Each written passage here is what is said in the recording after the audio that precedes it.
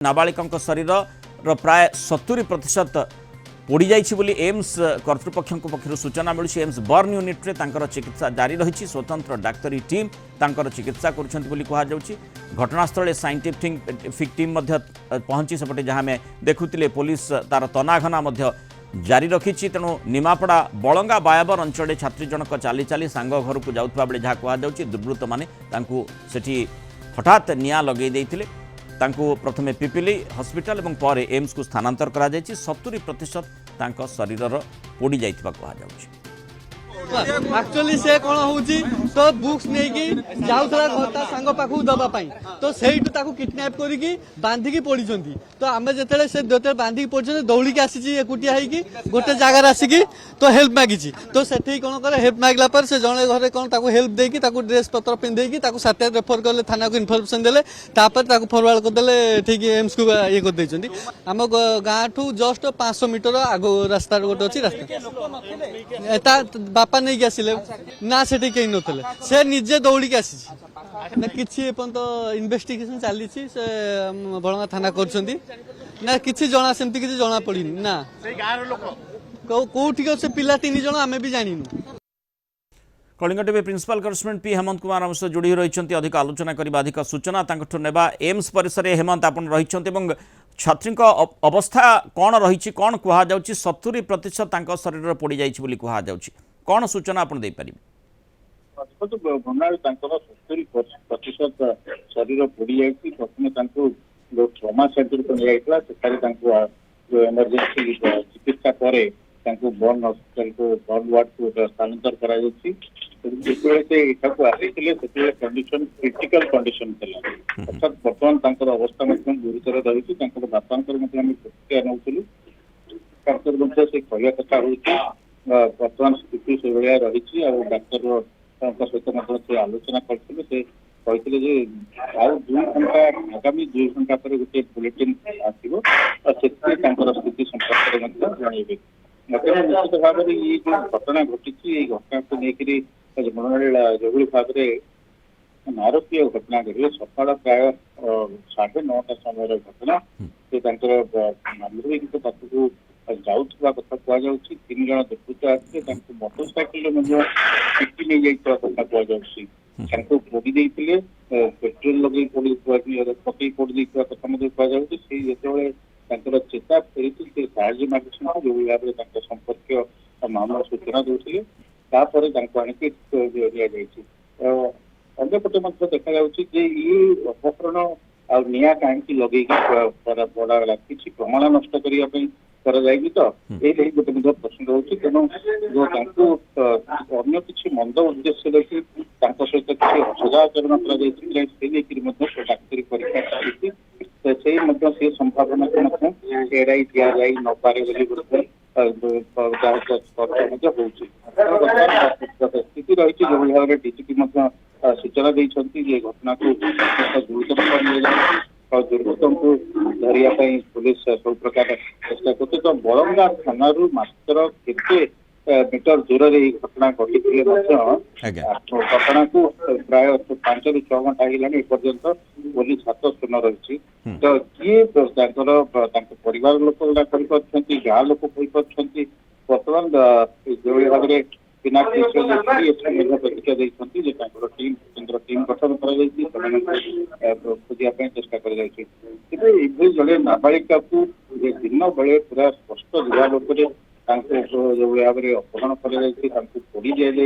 तो ये घटना निश्चित भाव में आईन श्रृंखला प्रति प्रश्न सृष्टि कर भाव में विरोधी आप देखुले जेहेतु 70% शरीर अंश पोड़ी जाइए कहुच्छी से संपर्कित तथ्य को निश्चय बुलेटिन को अपेक्षा करा जे तांकर स्थिति कौन रही कि वर्तमान से ट्रिटमेंट चली चिकित्सा चली आम से संपर्कित तथ्य को निश्चय अपेक्षा करें। हेमंत फेरुचे आपण निकट को आम सहित स्वास्थ्य विशेषज्ञ तथा critical care expert doctor Harish Chaudhary जोड़ी। डॉक्टर चौधरी स्वागत करिबा आलोचना को। निर्दिष्ट भाव में आपन जानिबा को चाहिबी जेतेबेले गोटे छात्री जीवन सहित संघर्ष करुच्ची आम जमती बालेश्वर घटना देखुले किभली भाव में माने छात्री जनक से 90 ରୁ 95% से पोड़ी जाइए एवं 70% बर्न इंजुरी कथा कहुच्छी सेठी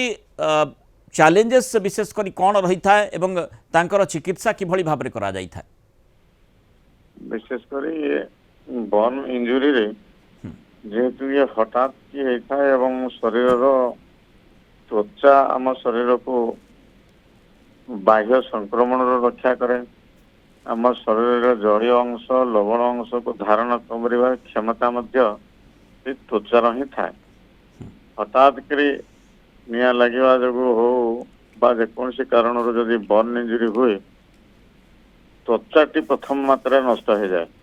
त्वचार मात्रा को केते मात्रा नष्ट हो हिसाब करके 40% हो 50% हो 70-90 जहाँ आम देखुचे घटना मान सब हो साधारणतः भाव में जिते अधिका परसेंट बर्न हम बा त्वचा नष्ट हम सेते शीघ्र अधिक मात्रा शरीर जलीय अंश लवण अंश नष्ट हम एवं समान अनुपात शरीर में संक्रमण हमारा संभावना अधिका हम। अच्छा माने त्वचारू संक्रमण अन्य अंग प्रत्यंग को मध्य जाई पारे। जिते हठात कि शरीर जलीय अंशर मात्रा कमिज लवण अंशर मात्रा कमिज स्वाभाविक भाव में रोगीटीर शरीर में समुदाय अंग प्रत्यंग को मध्य प्रभावित पड़ो। सबू अंग प्रत्यंग रक्त संचालन कमिज जलीय अंश कमिज लवण अंश कमिज तेणु रोगीटी स्वाभाविक भाव में सीधा गुरुतर होकर आईसीयू एडमिशन हम एवं सबू दिगरु डाक्तर मानकर प्रचेषा रही भाव में त्वचा को रक्षा करवा संक्रमण को कम करवा शरीर जलीय अंशर मात्रा को रक्षा करवा लवण अंशर मात्रा रक्षा करवा एवं सबू अंग प्रत्यंग शरीर जो अच्छी से